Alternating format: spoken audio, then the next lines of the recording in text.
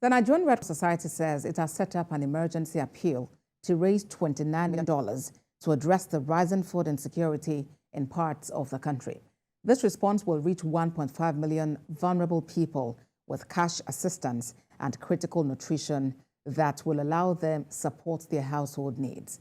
TVC News' Kemi Balogun has more details. The world marks the World Food Day, which is aimed at promoting all efforts to combat hunger across the globe and to provide nutritious food to the needy. More Nigerians seem to be falling farther away from adequate food supply due to several factors, which has worsened the access to food, with many of them concerned about where their next meal will come from. In Nigeria, about 25 million are at risk of severe hunger and malnutrition. Out of this, 2.5 are in critical need, with many of them being women and children. As more people go hungry, the Nigerian Red Cross is now stepping up its drive for support. The NRC had earlier scaled up its emergency hunger appeal response, which started in 2021 from 7 to 13 states and is now appealing for more support from individuals. Who receives even 20,000 naira a month can benefit from that.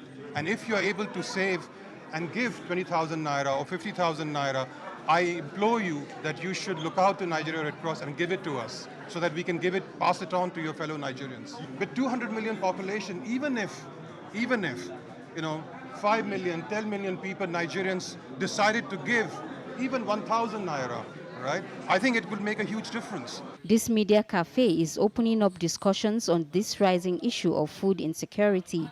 Media professionals here believe that food insecurity must be prioritized, as the rising number of people who are food insecure will be a threat to the country's peace and stability. Everybody that is denied either naturally or by unnatural means for access, to minimum feeding is vulnerable.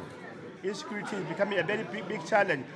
Putting soldiers and security posts in many places is not enough to bring people out of their scourge. So people need to be supported.